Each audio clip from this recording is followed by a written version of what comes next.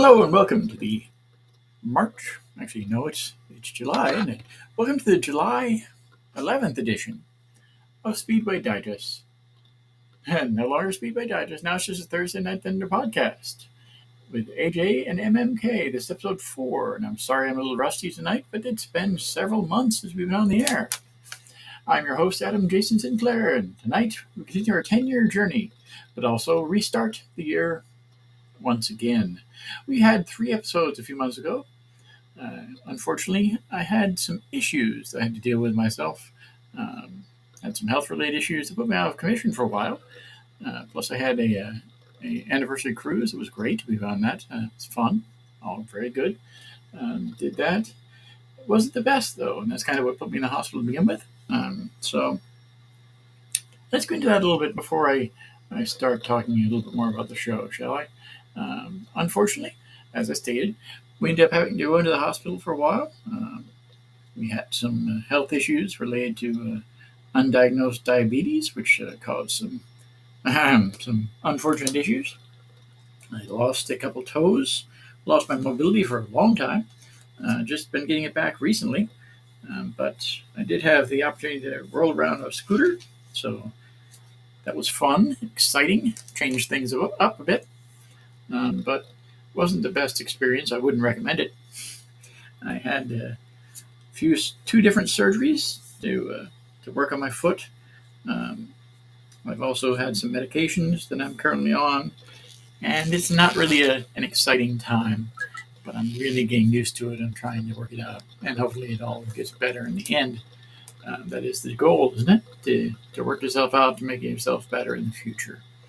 I had some pretty late nights when I was in the hospital there. I was able to talk to my co-host here, Michael Capallo, a few times, try and work some things out for the show and discuss some racing news. And it was okay. Had a lot of time to watch TV there in the hospital for a few weeks. So watched the Formula One race, watched a few NASCAR races, watched some IndyCar coverage, watched a bunch of different stuff. I've been doing that for the past few months. I always do that anyway. So I'm hoping tonight we can discuss that a little bit more. As I stated, for over a decade, I worked for SpeedwayDigest.com. Didn't really get paid, but I did do some work there, doing some writing and that sort of stuff. After a short period of time, I was able to start my own podcast. That started in July of 2014. So it's been right at 10 years. Actually, it's been 10 years in a few days. I started right about July 4th in 2014. It's been a great experience. Got to talk to hundreds of different drivers, and I hope that experience continues for a long time to come. I don't have any drivers slated to be on the program as of yet. We have been slowly getting back into the groove of things. I had 524 plus emails to go through regarding motorsports issues that I had the opportunity to review in the past few days. So I got through those. I posted several articles on Motorsports News and Views.wordpress.com. Be sure to check that out. I know all of you have, at least in one point or another. I appreciate your support on that. I've also posted some different updates on Facebook and that sort of thing. I know that you're interested in the Facebook updates. Those of you who follow Facebook.com/SD Thursday Night Thunder, I appreciate that as well. This time, we're going to go ahead and have some good discussions from now into the future about our history and the future of not only this program, but motorsports in general. It's been a busy few months, as I stated, and we're going to get into it tonight on the most hardcore program on the internet. We'll be doing a lot of catching up.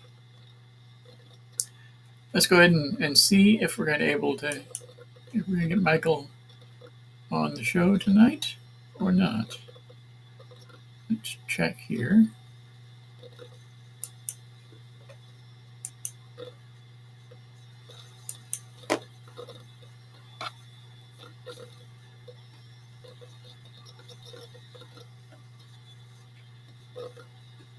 Hello, Michael. Can you hear me? I don't know if I can hear you, but it says you are connected.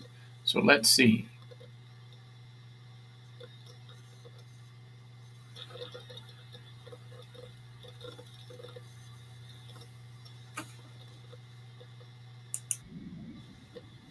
Hello there. Can you hear me?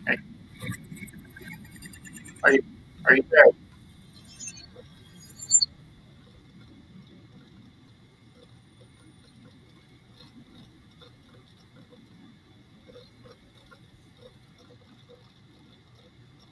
Hey, Mike, like all the time.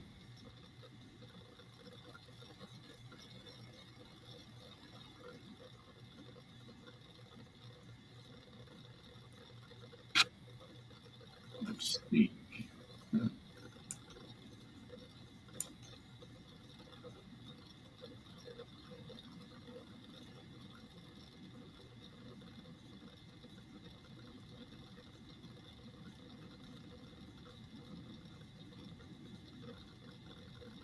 But once again, we are here. We are trying to connect to our co-host, Michael Powell, in the State of Washington. I do not hear her, and that always kind of sucks. But let's see.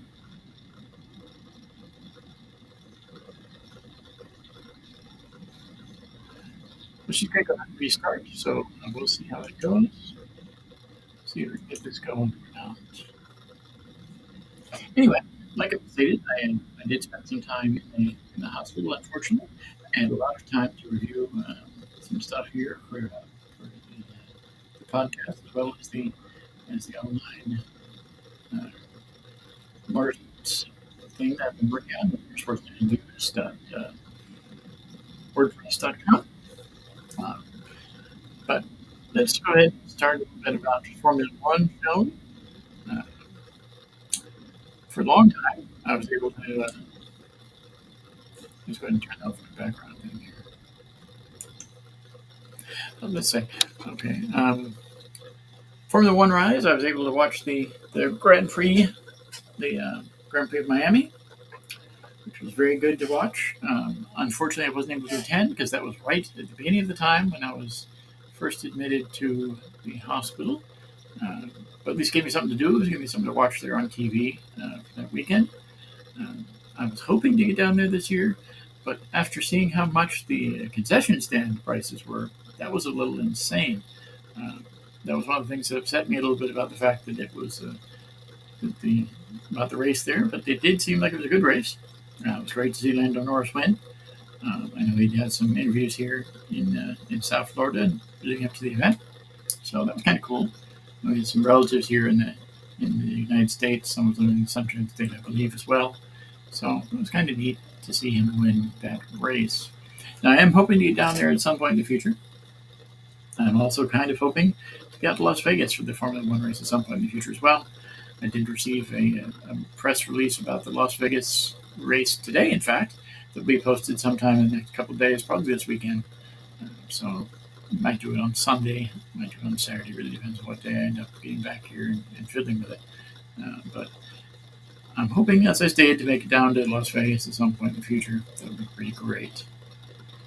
Um, aside from that, let's see if we can get it one more time here.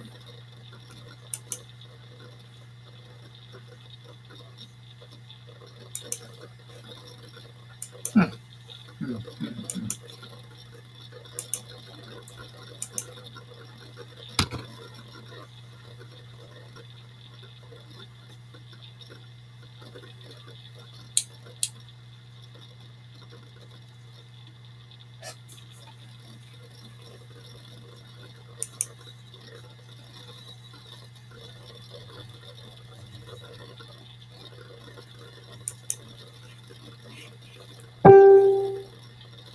Heard a big noise.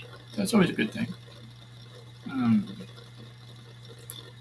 it says connected with Michael, and I'm pretty sure I don't hear her.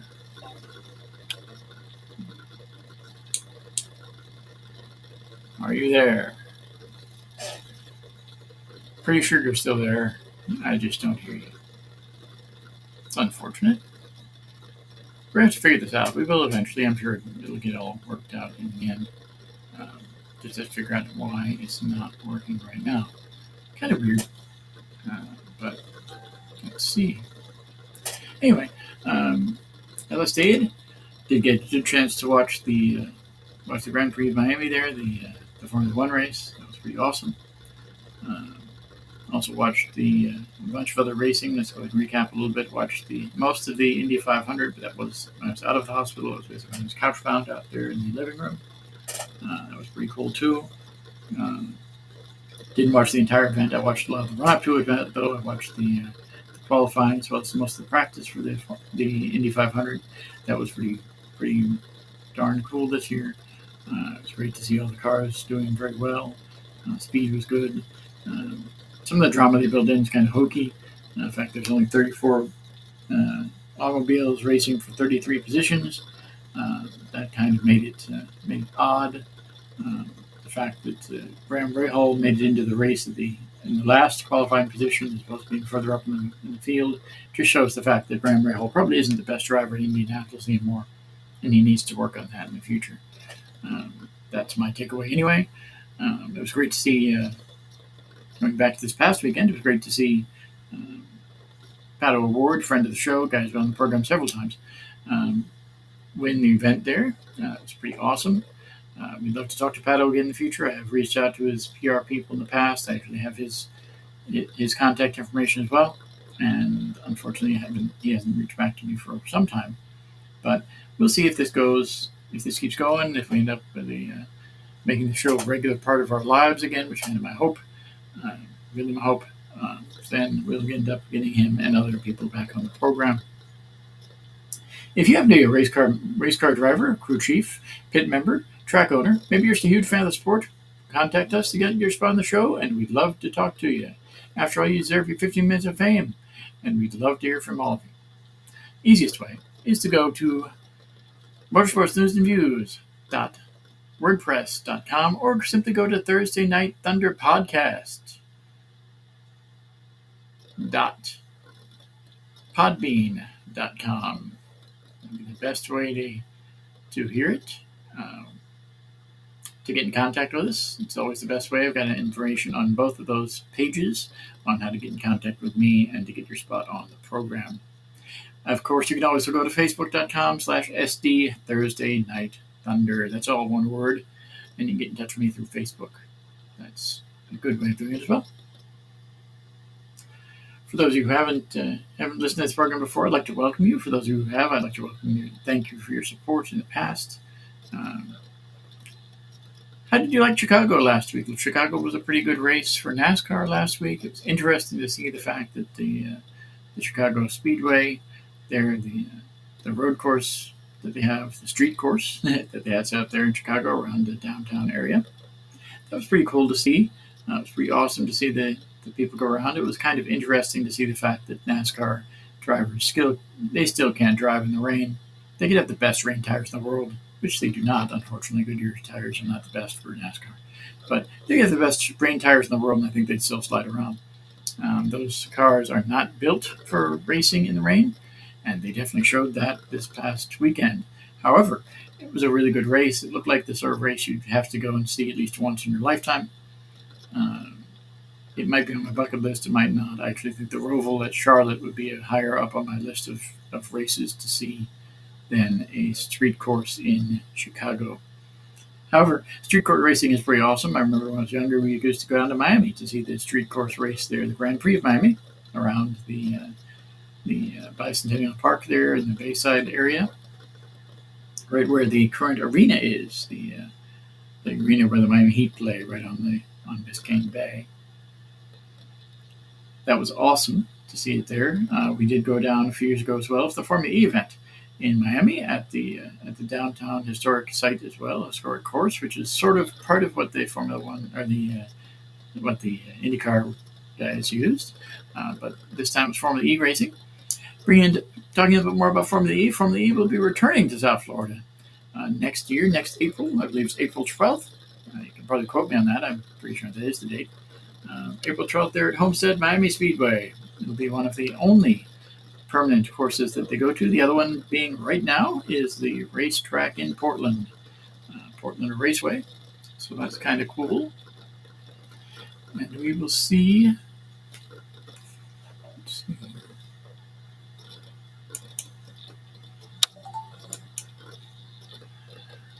I keep pushing buttons and seeing if they're going to work, but we never know. Anyway, it'll be cool to see Formula E there in Homestead, Miami Speedway. It says connected with Michael. I can't hear a damn thing. Can you hear her? I don't think you can.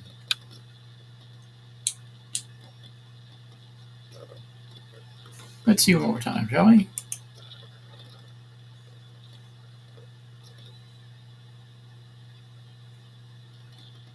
Looks like we're all online. Looks like the microphone is working.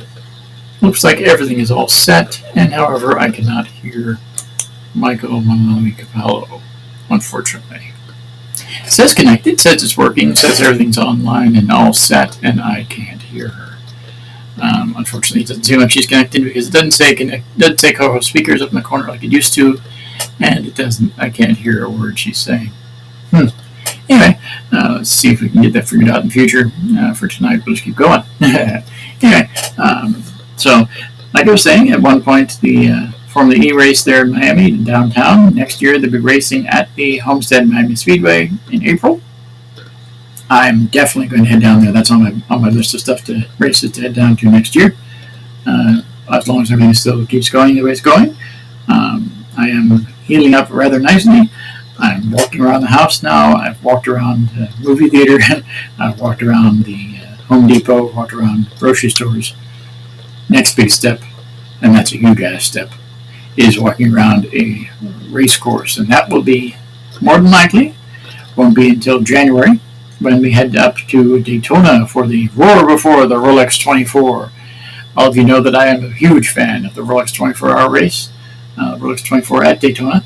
It's a pretty awesome event. If you haven't been, I highly recommend it. Sometimes the weather is a little funk there, more than a little funky. Sometimes it's not. This past year it was actually really good. The weather was nice, it was comfortable. I had my picture taken by Marshall Pruitt. I was there in my overalls, my red, white, and blue patented overalls, if you want to go that far. They are very cool, and they're very comfy, and they work really well for a racing event. I'm going to have to try and find some good shoes until we're up there next year. That is my next goal, is to find some good shoes, because unfortunately we got rid of a pair of my really comfortable shoes. So we'll have to see how that goes in the future. Right now, I need to find a good pair of shoes. I have lots of shoes. Some of them may not be able to roar again. Well, we'll go through that. And if you're heading out to your local Goodwill here in the Palm Beaches, you might find some pretty cool shoes in the next few weeks. Because I'm going to go through my closet and dig out some of the stuff that just isn't practical. And I'll never be able to wear again. I'm not really going to be wearing flip-flops again, unfortunately. But I haven't worn them in a little while anyway. Sandals are good. Sandals I can wear. But I just can't fit my foot into it yet. As if you need to know. But I'm telling you anyway. It makes me feel better. And if it helps you out at all, that's fine. If you've dealt with this sort of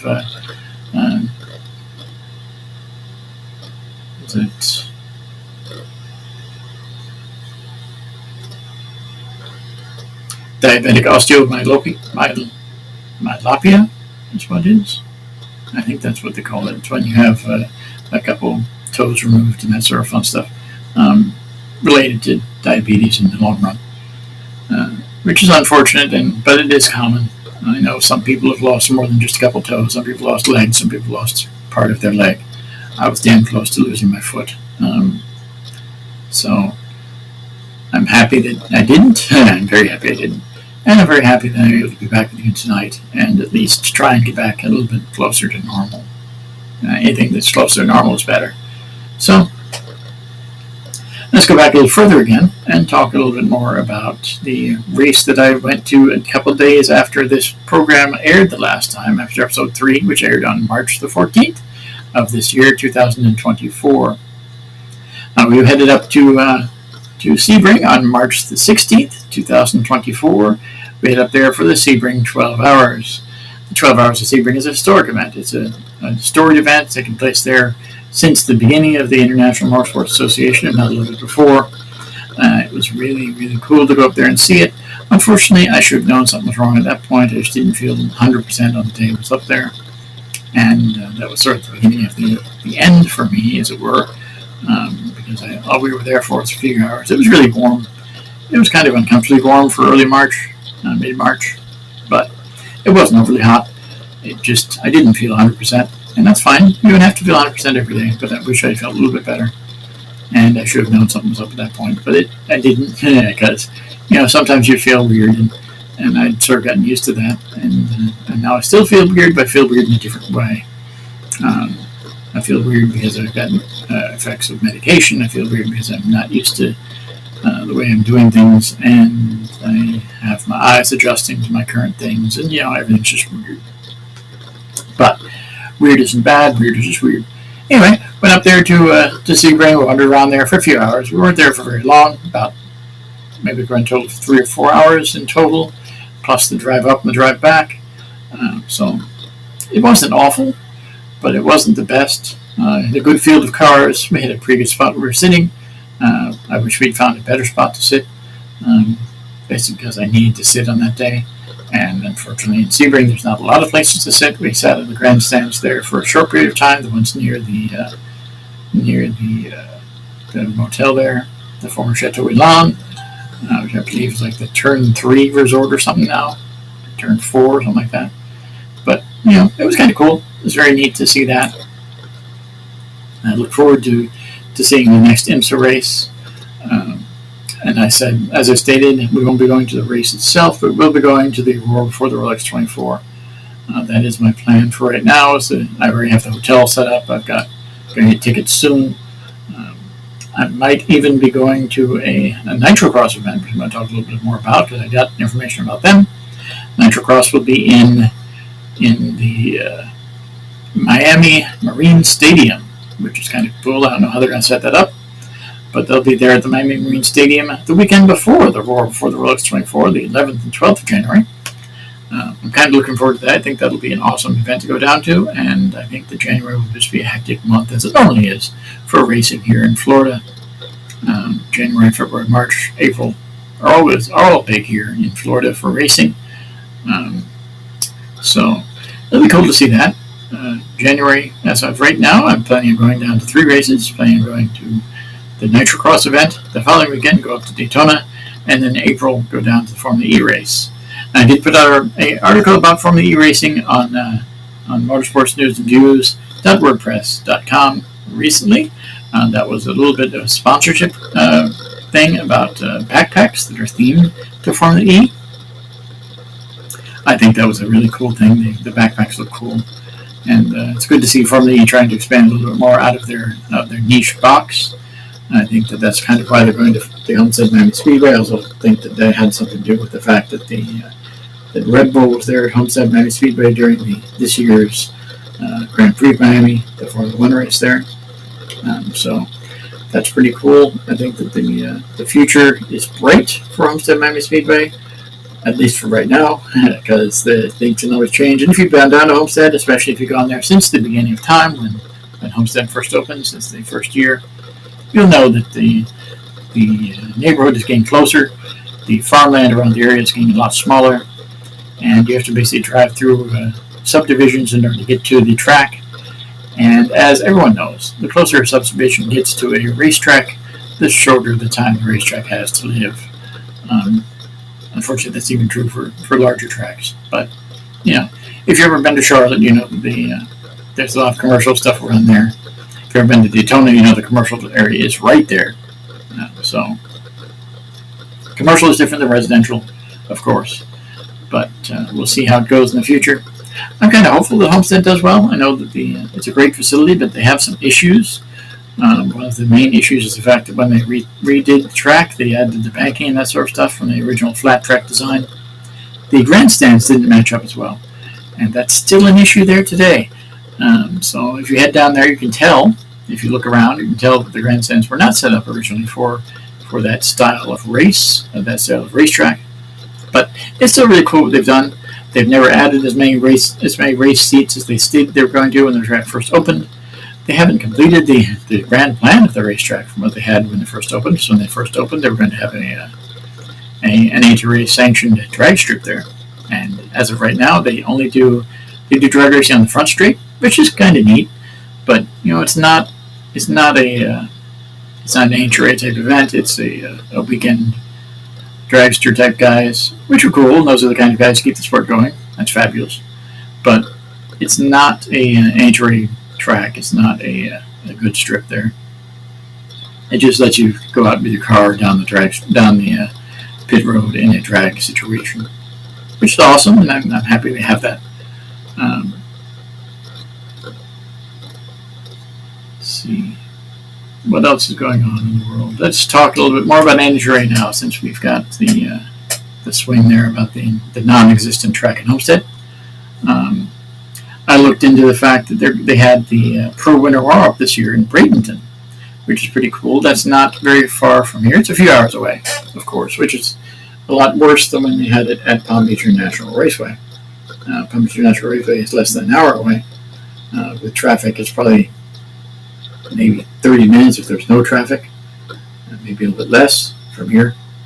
But that's neither here nor there, because unfortunately Palm Beach International Raceway is gone, and I don't think it'll ever come back. But they did have the Pro Winter Warm-Up in Bradenton. It was pretty cool to see that that's going to be there. That might be an event to think about in the future. I know they've got a dirt track in Hendry County, I believe it's near Coaston.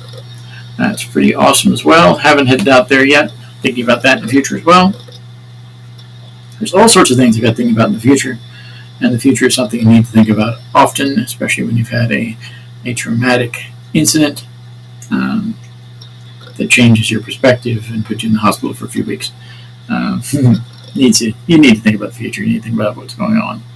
And I'm trying to. And it's difficult sometimes, but it's working out, and we're getting there as we go. So, as I stated, we're probably going to head down to Homestead next year, head up to Daytona next year, maybe head down to Miami next year. I'm looking forward to that as well. It'll be really, really neat.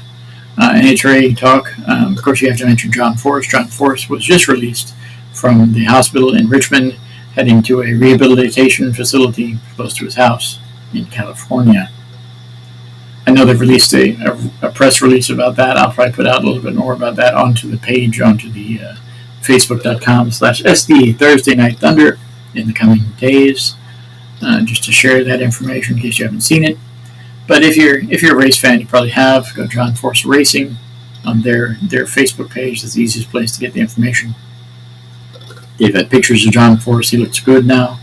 He is still in a wheelchair. He looks like he broke his wrist, which I kind of can see is an issue. But the main thing with Force is the fact that he suffered a traumatic brain injury. People who've ever listened to John Force would think that he may have suffered one in the past, but that's just him going off and he's having fun. Now he's got some aphasia, some problems remembering words and events and that sort of thing. And hopefully he gets better, but I'm 99% sure that he'll never be behind the wheel of a race car ever again. I'm 80% sure that he probably won't be behind the wheel of a normal car ever again. He might be, the normal car anyway, but the race car, I think his racing days are over. I'm also thinking that his team might be restricted, at least for this season, to just the one car, the Top Fuel car, or the funny car rather. The Top Fuel car is probably not going to be back out this year, although it might be. You never know. Things can change. But I'm thinking it probably won't be. I'm thinking it's just going to be the one dragster, the funny car. But we'll see if that works. It'll be interesting to see how that works for the end of the year. Honestly, I have not watched a ton of NHRA events. I did watch a couple. Like I said, while I was in the hospital, I had some time. They were on after the NASCAR race at that point. So I watched a few NHRA races. I watched a couple when I got home as well. Nothing was overly exciting to me, aside from the fact that I thought something was interesting, which is the fact that some cars are brand new. And they spoke of the fact that some cars are definitely not, when they're like 20 years old. And competing with a 20-year-old car with a brand new car, that generally doesn't work. I know they say a lot of it's the driver, but that we all know that's not exactly true. The newer the cars, especially in things like drag racing, definitely makes a difference. Newer technology, newer ways of doing things, lighter weight, all that sort of stuff. You can get away with it on in certain tracks and certain weather conditions, of course, but other ones it just doesn't work out very well at all, and that's unfortunate. Um, but as I stated, I did watch a few NHRA races. I haven't watched many this season, not many at all. But we'll see how that goes in the future. I might watch a few more, especially when it gets closer to the end of the year. There are always some pretty cool races there. And as all of you know, the closest NHRA event to me now is the Gator Nationals in Gainesville, Florida, which the last time I went there was almost a 7-hour drive up the freaking road. That is unacceptable. That's a long time to go for a weekend of racing. I know some of you like to go for long road trips and that sort of thing, and that's fine. Whatever. It's not exactly me. It can be, I suppose, but the fact that when we got there, it had been raining a lot, and the parking lot the color of the parking lot is a stretch. It was a mud bog, and wasn't very good to park at all. We'll see how it goes in the future. If we actually make it up there ever again, I don't know. I'm thinking it would be cool because it's a great race and it's fun to see, and I have some really good connections in the National Hot Rod Association. People who are awesome to deal with. They've been awesome for the show. They've been awesome with not only myself, but with Michael in the past as well, granting interviews, granting other access. So that's always a really good thing. And I'm hoping that we can do it again in the future.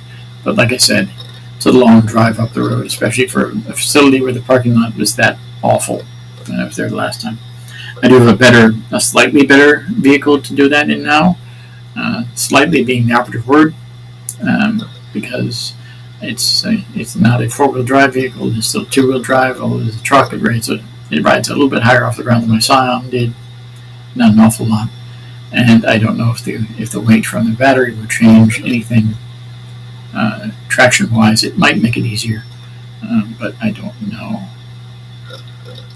Now, I kind of wish that I was able to connect to Michael here. Unfortunately, I am not. I know it's not going to work, but let's hit the button one more time just for funsies here and see if it works. It probably won't, but we'll give it a shot.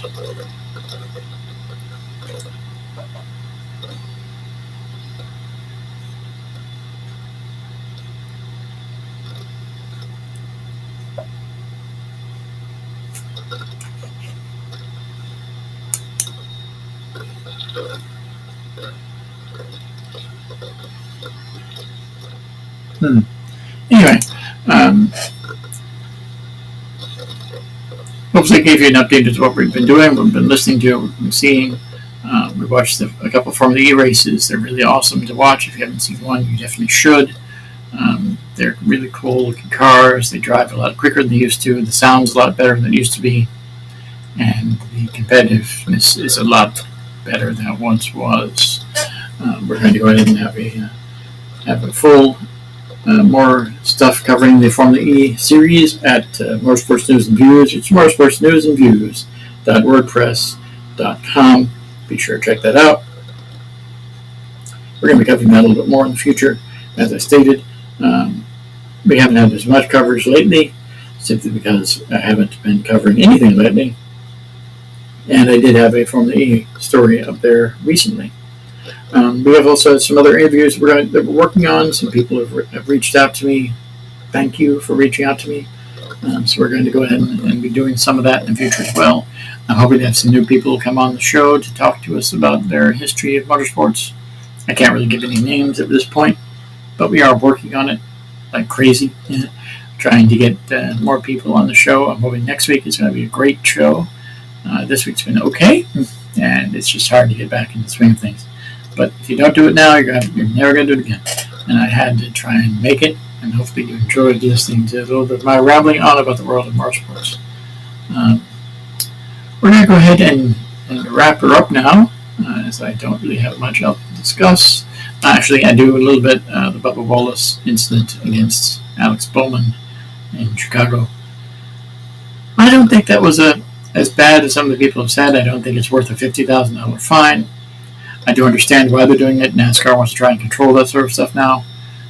But I don't think it was worth $50,000 fine. I think it was all those boys will be boys type things that they should actually encourage at least a little bit in NASCAR as long as it's safer, and it definitely is safer than it used to be. That's my 2 cents on that. We will be reviewing that a little bit more in the future, going into detail more about those sort of events and incidents. How do you guys feel about the fact that Hooters is no longer a sponsor with Hendrick Motorsports, even though he does have the Hooters patch on his fire suit, which I thought was interesting? They're no longer a sponsor on the car because Hooters is having some serious issues closing down restaurants all over the country and across the world, in fact. So I know the local one here in West Palm Beach closed.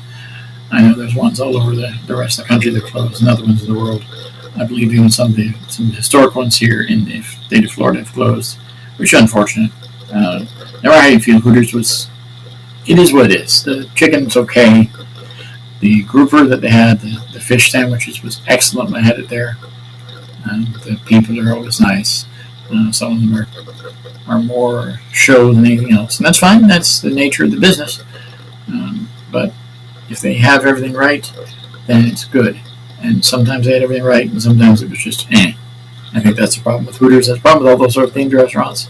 Hooters, the Wing House in the Daytona area, Curtis Wing House, has the same sort of issues where they sometimes they're more for the show than for the food quality and for the service.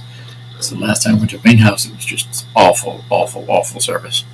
And this is story kind of for another time, although it was related to a visit to Daytona International Speedway. Wing House was just awful, man. Awful, awful, awful. I can't recommend it. The one in Ocean Walk, I've been twice. It just was bad. Bad. But it'll still be open, of course, because they have beer and they have women. And that's what people look for in those surf restaurants, and that's fine, whatever. But it's not. There are other places to go. They're more fun. There are other places to go where you're going to get food quicker. There are other places to go where things are definitely fresher. As I say, the thing you're looking for in those surf restaurants sometimes is the atmosphere. And with Hooters' case, the atmosphere isn't enough to draw the people in anymore. And that's interesting. But I think that's the whole deal with restaurants in general, which is the fact that they're just going downhill. People aren't going out quite as much as they used to, especially after the pandemic. The post-pandemic world has changed things a lot. It's changed economics. It's changed the people. In fact, the people order more from restaurants and that sort of thing than they don't go out to them. It's changed a lot of stuff. And not only Hooters, but of course Red Lobster is restricting a lot. Applebee's is restricting a lot. There's other restaurants as well.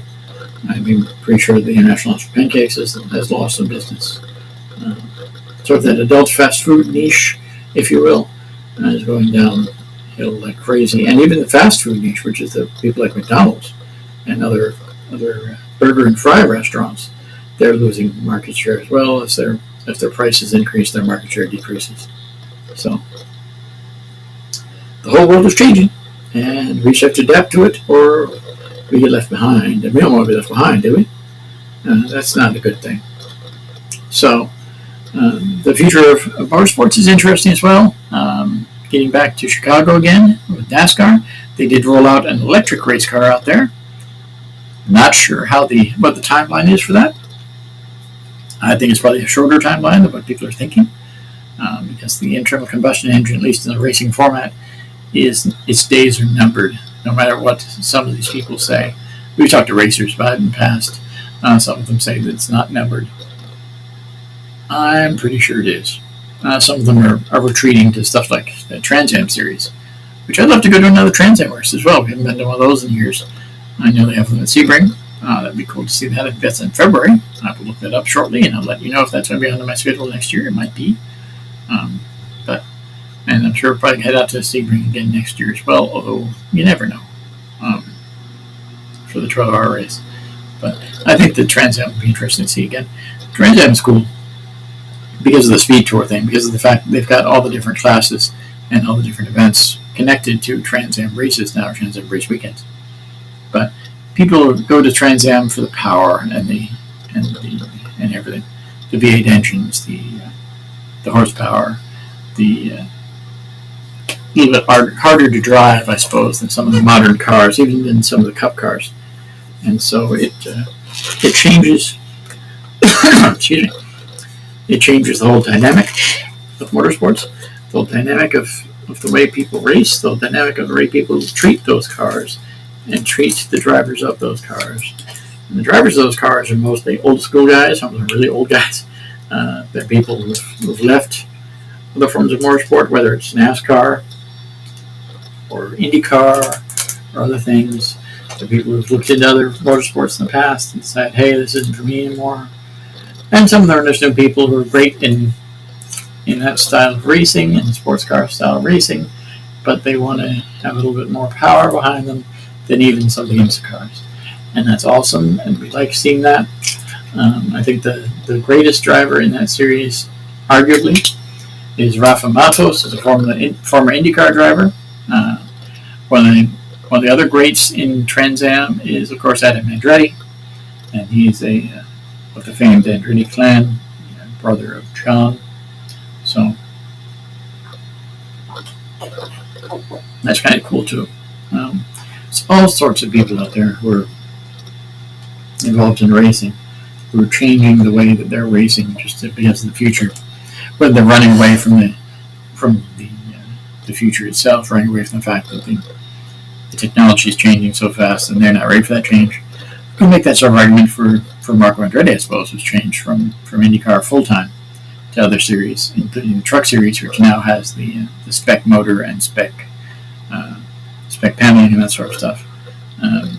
So spec racing has a future as well. I even think in some ways some of the hybrid packages they're talking about for IndyCar are spec packages, because Chevy and Honda both worked on them. That's kind of interesting. It'll be interesting to see how that works. I know this past weekend is the first race of that, and of course the Pato O'Ward did win that first race, and that's great, and I'm happy for him. We'll see how that goes in the future. We'll see if the power increases. I know they have a great video on Racer.com's YouTube page about that, about the hybrid package comparing IndyCar and IMSA. There's not really much of a comparison. The IMSA package is in some ways superior. It's bigger. It gives them more power. It takes off it actually powers the entire car as opposed to just giving extra power, which is what the hybrid package there in IndyCar gives. But it's always great to see them going another step. I think that hybridization is the future. All electric is also one of the paths, but hybridization is definitely the future for all motorsports. So you have to adapt to that. And some of these drivers have issues adapting to that sort of thing. Some of them are doing really well. But in IMSA, they've pretty much gone to hybrids, especially for the prototypes. Some of the other classes are going to do that as well, I'm sure, especially as the street cars go more hybrid, which they're starting to more and more and more. Then the race cars will do the same thing as part of that win on Sunday, sell on Monday idea that is the basis for modern auto racing. So it's been an interesting time in the world of auto racing. It's great that things are changing. It's also great that people are trying to do things in a different way and trying to adapt to different things. Now, if you look at racing like Extreme E, which I believe this is the final year of Extreme E in its current iteration, Extreme E making some great adjustments there in full electric racing, but I think Formula E is superior to Extreme E, just because street courses and road courses are more exciting generally to watch than off-road. Because Extreme E, the power that they have to put out is so insane for those off-road courses, and they're not really getting the bang for their buck they were hoping. But it was cool to see, and I think that if you've looked at Extreme E, you think it's really neat. I know the truck type vehicles they drive are pretty cool looking, and I will be doing a few more Extreme E articles for the motorsports news and views at WordPress.com in the next few days as well. I'm not sure how many I'll do because they send out a ton of press releases. And if there's one thing I've learned in these past few months is you don't have to share everything. Some of the stuff I get is good. All the stuff I get is good, And I'm happy to get it. I'm very happy that people have decided to share it with me and include me in the motorsports releases lists. However, some of it's just not the sort of stuff you need to see. Some of it's not the sort of stuff that needs to come out there to the public. If you want to find it, you can find it. And I'm not always the person who's going to get it for you.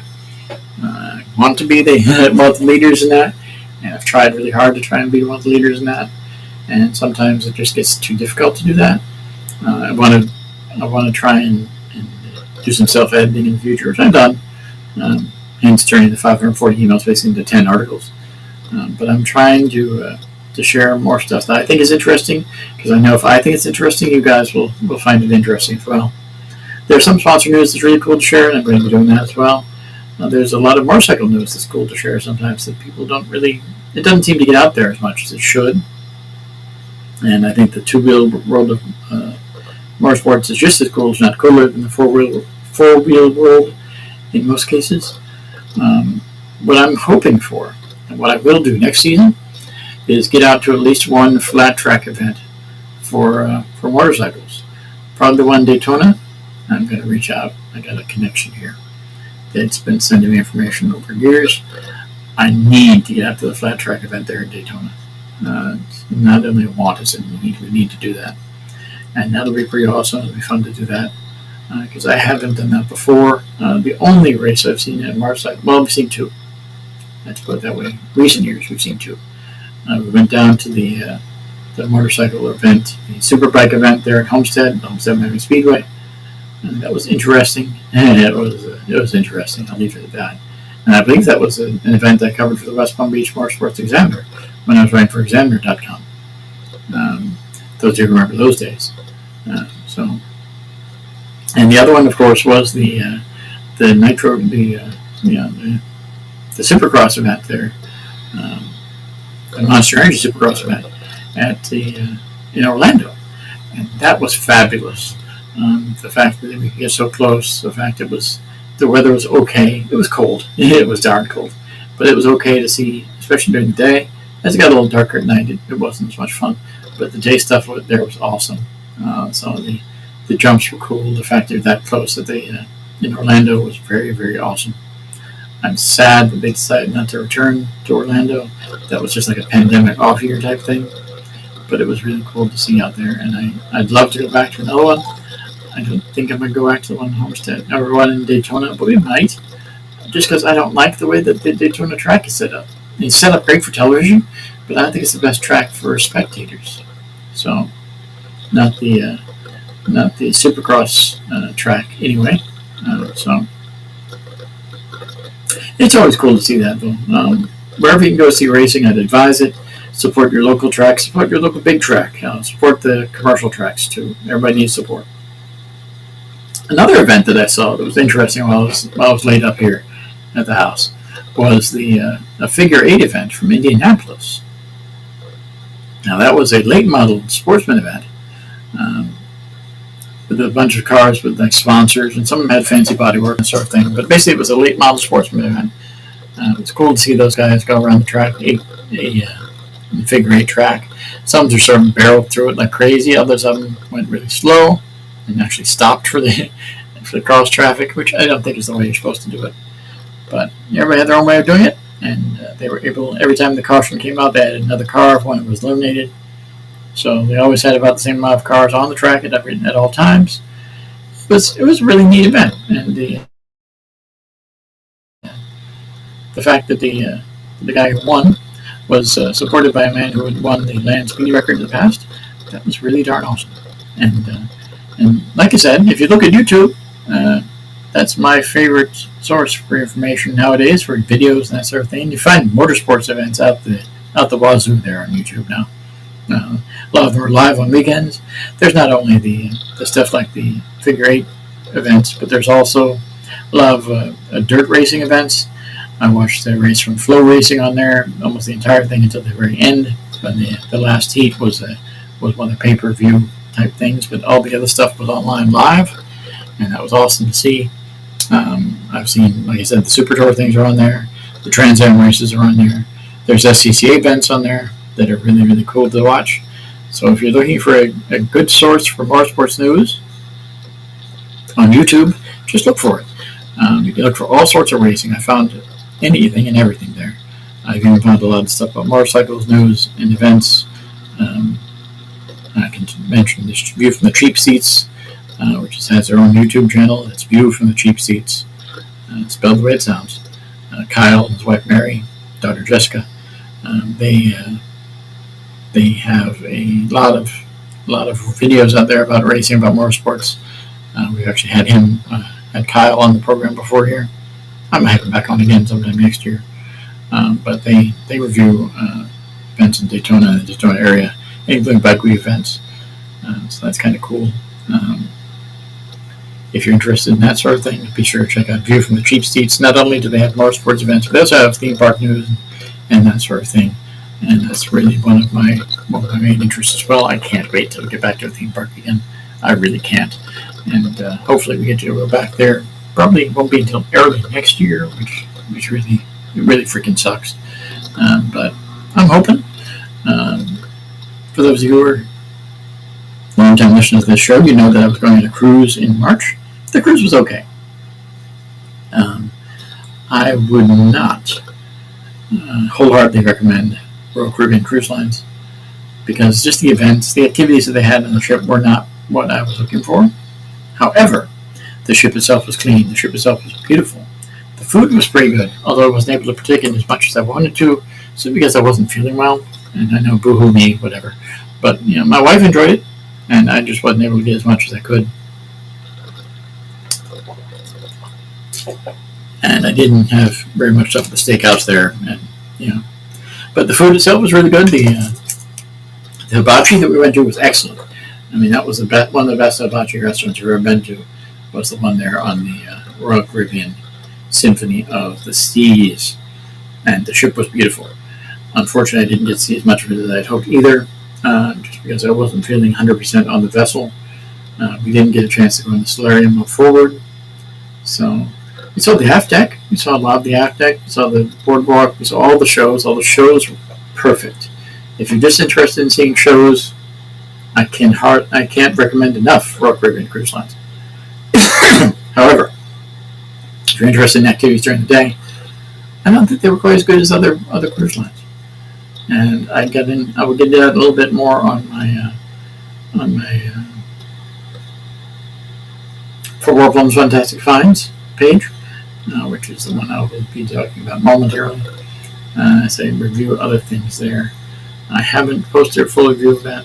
However, there was one excursion that we took there in Jamaica, which I'm probably going to do a whole piece on in the future.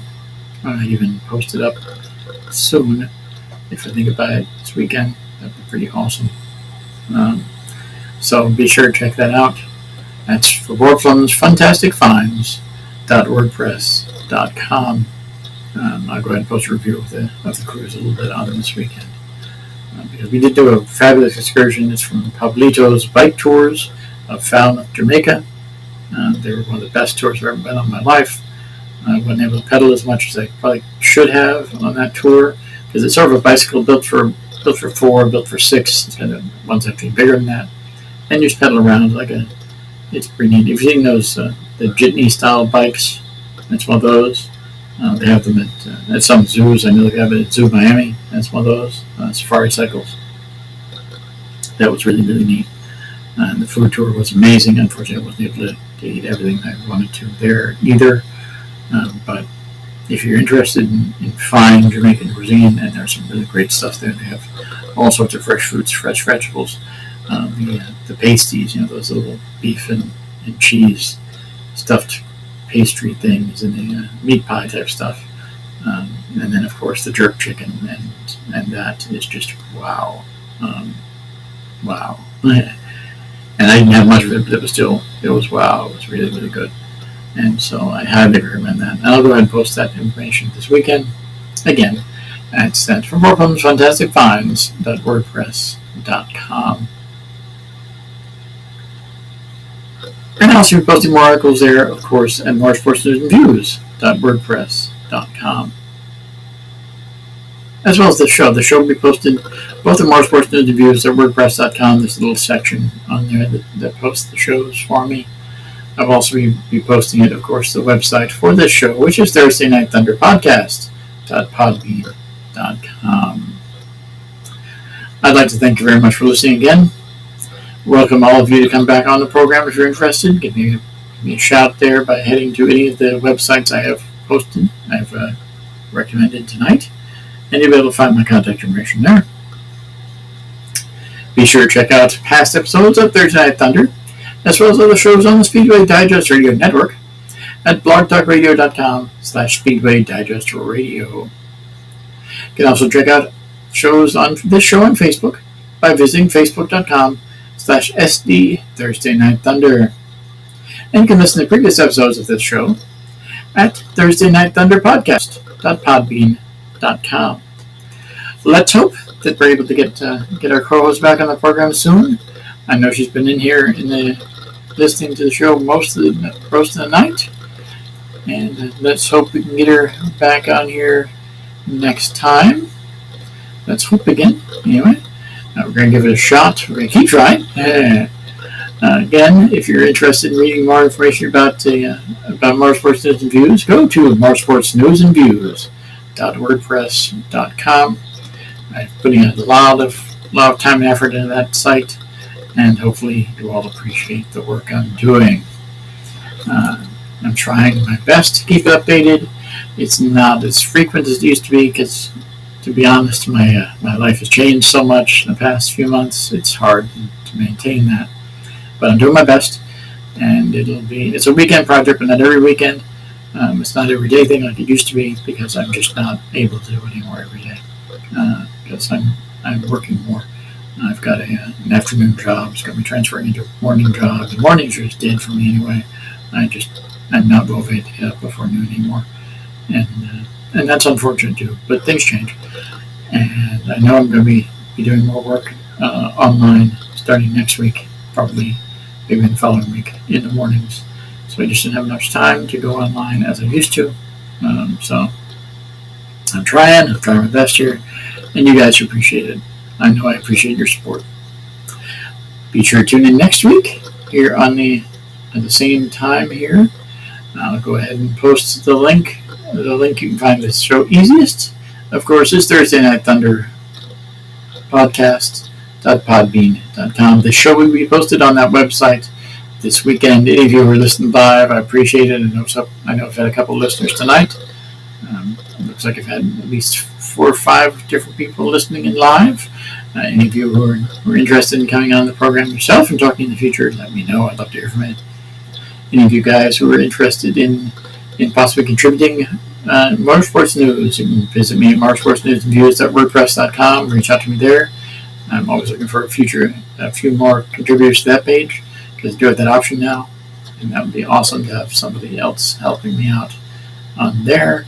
So if you're interested, be sure to check that out, and be sure to come back next week as we return to the Thunderdome for more news and information about the major issues in the world of modern motorsports. Hopefully Michael's able to join us next week, but I know she'll be listening in if she's not, and hopefully she is. So with that, have a great week. Thank you for coming. Thank you for coming back. Thank you for putting up with my rambling a little bit. Thank you for your support, and have a great night.